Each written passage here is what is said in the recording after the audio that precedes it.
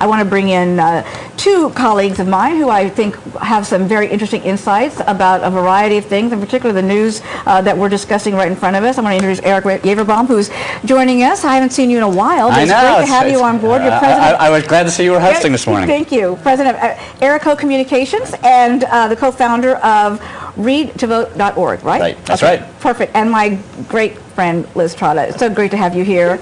She's seen on the show that I do weekly on Saturdays from Washington. I don't get to often see her in person, so it's such a treat to have you here right next to me this morning. Thank you. So it's great to have you here. So let's talk for a moment about some of the concerns, the big concerns that we're hearing about right now from Japan, with the news that there's been yet another explosion and that the radiation leaks that we are hearing about now are actually a threat to the human population, and that they are asking people to stay indoors within a radius of 40 to 50 miles away from the plant. This is serious stuff. You apparently grew up outside Harrisburg, you said. You were there during the 3 Mile Island incident, and talk to me for a moment. Well, it actually speaks dignity to the Japanese culture. Yeah, I grew up in Harrisburg, and it was level 5. Level 6, they will evacuate a 12-mile radius. I lived in that 12-mile radius. I worked at the Army-Navy store as a kid. I wanted to stay and make my $40 for the day, so I wasn't leaving. I didn't understand what was going on at all. But there was a lot of people that would come house by house by house to tell you had the choice. You could leave now, or you could wait, and the military would come and evacuate you, which meant you were leaving, with a suitcase, and that was it. So people fled, and then they went in and they robbed the houses. None of that is going on in Japan right now. No. And that was very underreported at the time. I mean, I was a kid at the time, but at the time, did people seem really panicked, though? Yes, everybody who was over 12 years old. Right. I wasn't. Yeah, but certainly people were panicking, and there was so much. My whole neighborhood left. There was no. It was a ghost town. Everybody left. At what point did they return? Shortly thereafter. I mean, there was 3 or 4 days where it was very, very vacant.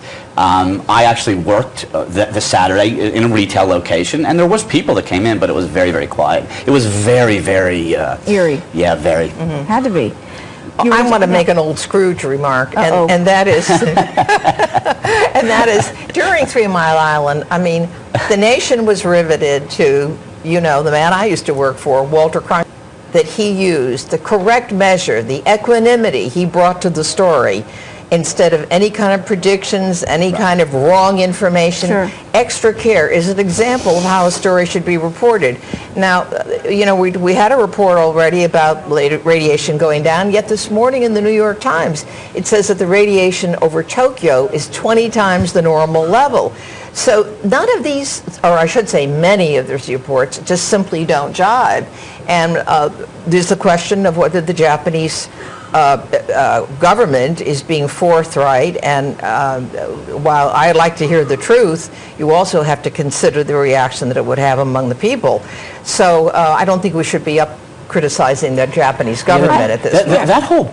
The nature of the 24/7-hour news cycle on steroids in the internet, it changes everything. But even, if you want, because I grew up on Walter Cronkite, one of our viewers. Yes, I was one of them. But I mean, there's 2 editorials in the Times and the Post. There's 2 funny things. I don't know, it strikes me odd. The Times ended the editorial saying that the public needs to know that it's a safe one, meaning it's a safe option. I don't think today's the day to declare it safe one way or the other. I'm glad you raised that, Eric, because earlier in the piece, I mean, they contradict themselves.